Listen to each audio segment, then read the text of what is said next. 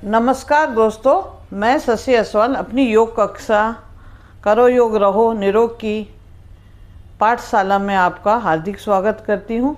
दोस्तों, मेरी ये जो योग की पाठशाला है बेसिकली उन लोगों के लिए है जो योग की शुरुआत करना चाह रहे हैं, जो कि अभी तक योग से नहीं जुड़े हैं, तो वो जुड़ना चाहते हैं तो वो मेरे साथ साथ करते रहें।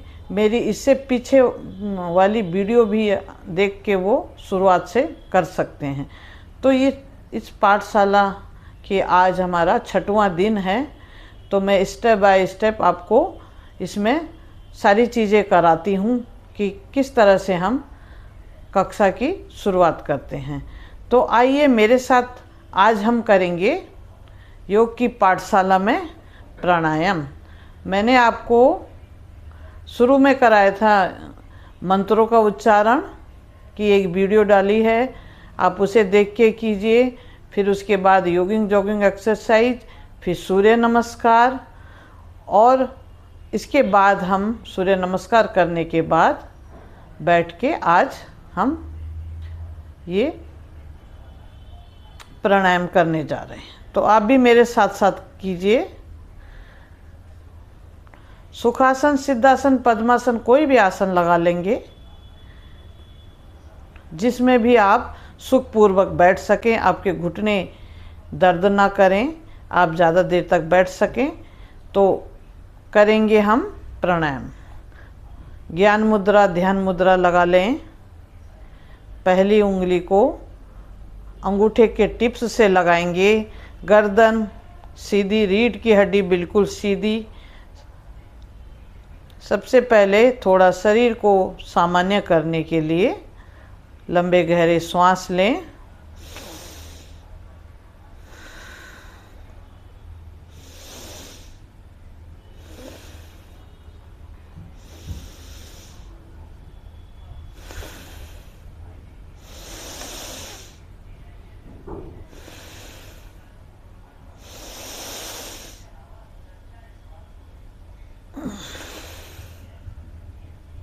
आएंगे वापस।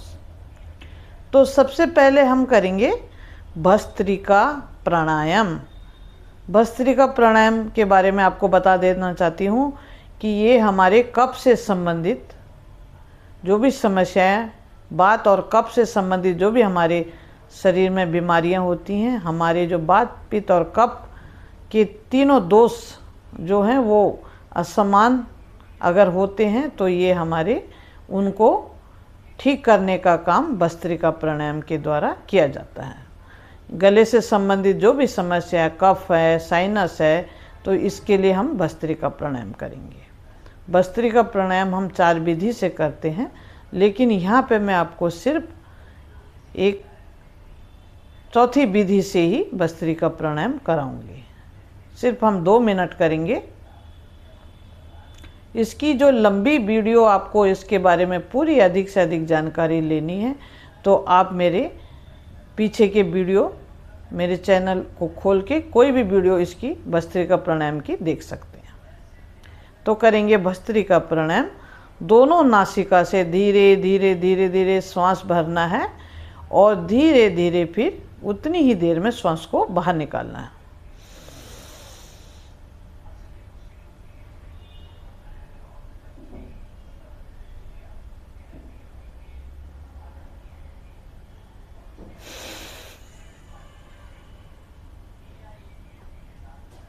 फिर से लेंगे।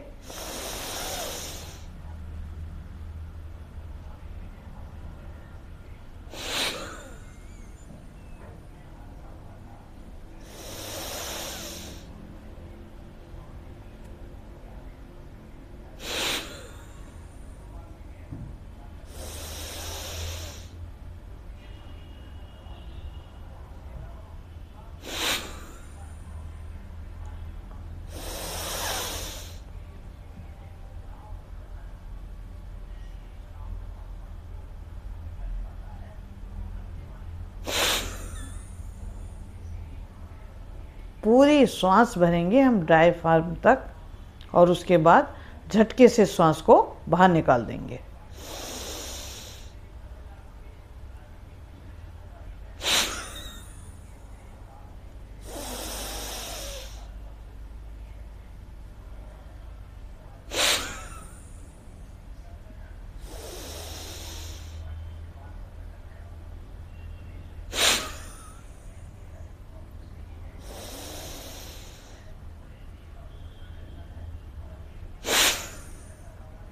इसे तेजी से भी किया जा सकता है।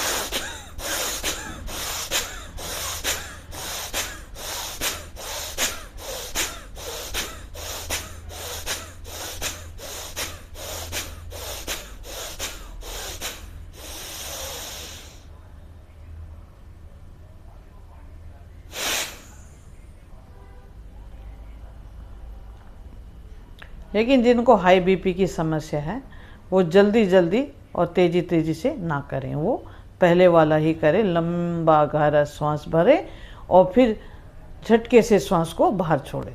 तो ये था हमारा भस्त्रिका प्राणायाम।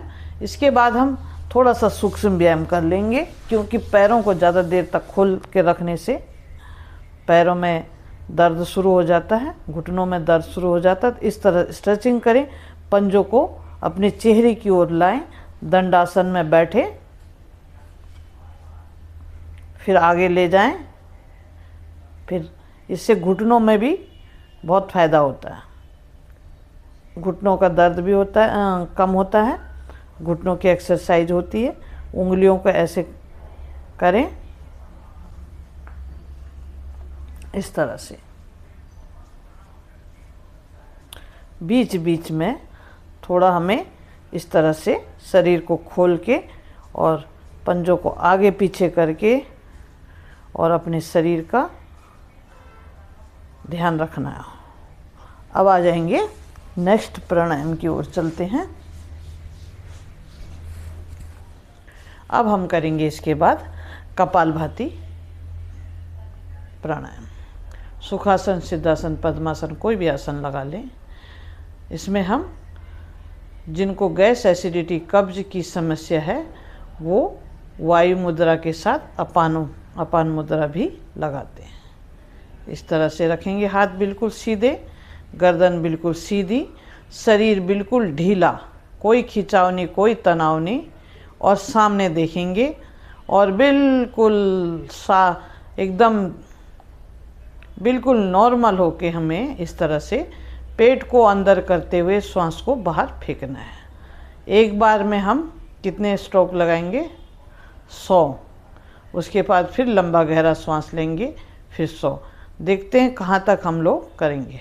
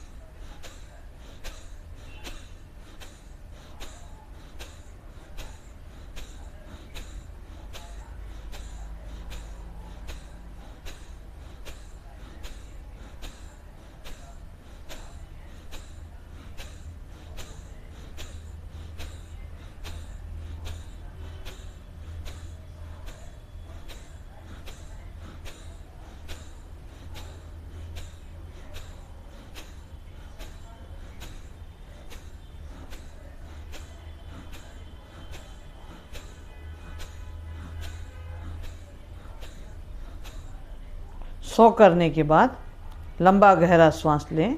आप शुरुआती दिनों में कर रहे हैं तो आपको 20-20 स्ट्रोक लगाने हैं और फिर लंबा गहरा सांस बनना है। आप मेरे बराबर नहीं करेंगे क्योंकि मैं तो काफ़ी टाइम से कर रही हूँ। मैं कम से कम 600-700 स्ट्रोक लगाती हूँ। फिर से लंबा गहरा सांस है। आप जहाँ पे थक जाएं वहीं पे आप रुक जाएं और लंबा गहरा सांस लें।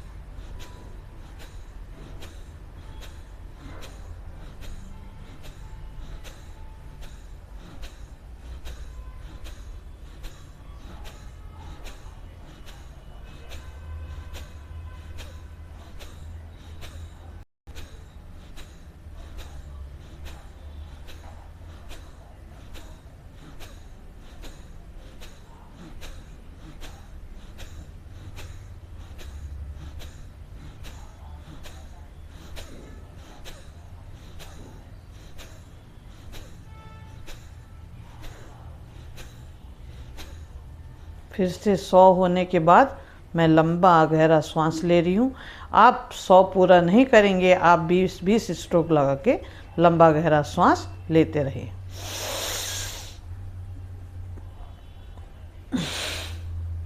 फिर से करेंगे।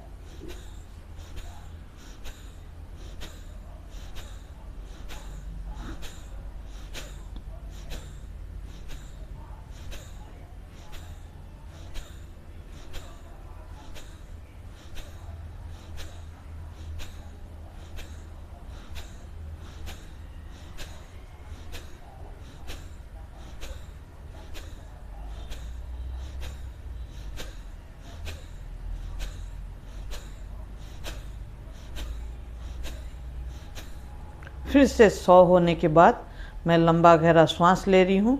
आपको पहले ही बता दिया, आपको 100 तक स्ट्रोक नहीं लगाने, आप 20-20 स्ट्रोक लगाने के बाद लंबा गहरा सांस लेके पुनः शुरू करेंगे।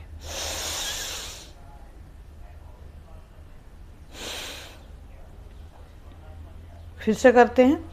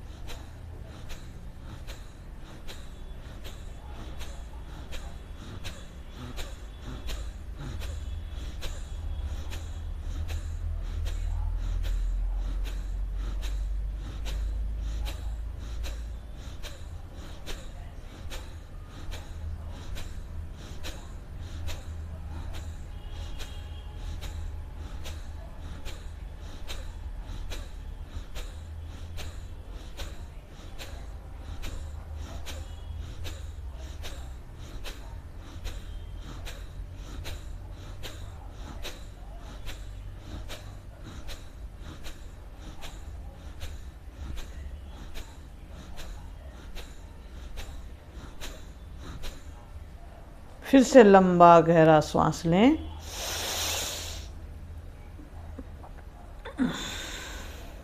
इसके बाद करेंगे बाह्य प्राणायाम। मूलबंद को ऊपर की ओर खींचे, जालंधर बंद लगाएं।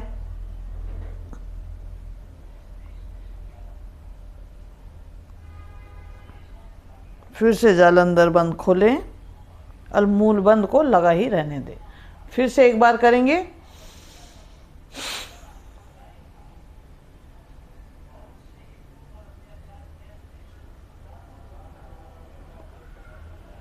एक बार और करेंगे।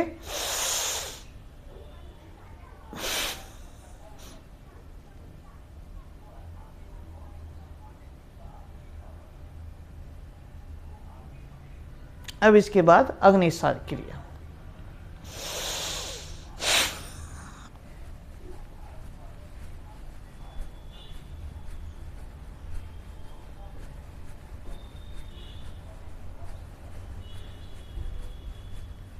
एक बार और करेंगे।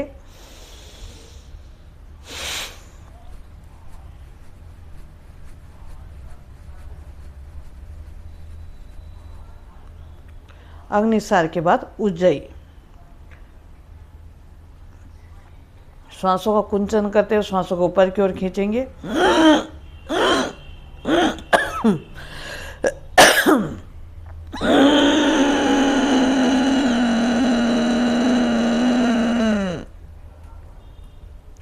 ठुड्डी को कंठकूप से लगाएं, फिर दाएं नासिका बंद करके बाएं से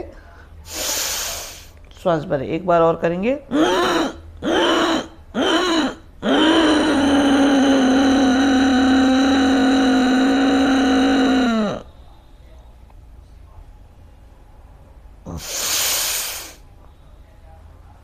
अब इसके बाद करेंगे अनुलोम विलोम प्राणायाम। इसमें हम सिर्फ ज्ञान मुद्रा, ध्यान मुद्रा लगाते हैं ताकि हमारा ध्यान हमारी श्वासों पे रहे। पहली उंगली को अंगूठे के मूल में लगाएंगे, दाईं नासिका को बंद करें, बाईं से श्वास लेंगे।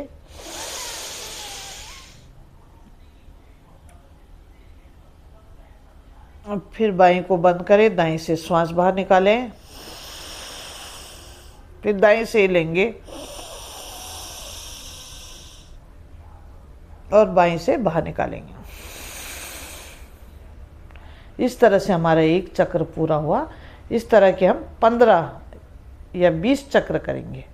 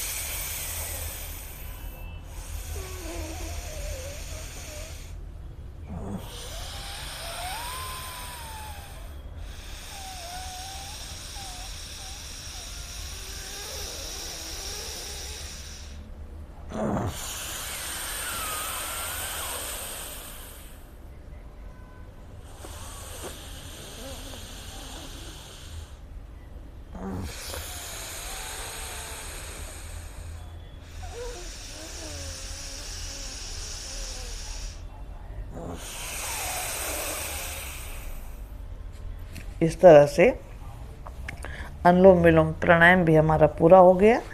नासिका के दोनों तरफ हल्की सी मसाज करेंगे और हाथों को इस तरह से जोर से रब करते हुए पूरी तरह से गर्मी हथेलियों में पैदा करें और चेहरे के चारों तरफ जहाँ भी आपके शरीर में दर्द है इसलिए हथेलियों का घर्षण करें। तो ये थी हमारी योग की पाठशाला का छठा दिन। तो आई होप कि आपको ये वीडियो पसंद आई हो। वीडियो अगर पसंद आई हो तो वीडियो को लाइक करें, सब्सक्राइब करें, शेयर करें और कमेंट करना ना भूलें। ये जो मैंने अनुलोम विलोम, कपालभाति और जो भी आपको प्राणायाम कराए हैं इनकी इंडिविजुअल वीडियो भी मेरे चैनल पे हैं, आप वहाँ पे जाके देख सकते हैं और उनके बारे में पूरा लाभ जितना भी मैंने उसमें बताए हैं उस तरह से आप लाभ प्राप्त कर सकते हैं। कल फिर मिलते हैं एक नई वीडियो के साथ, तब तक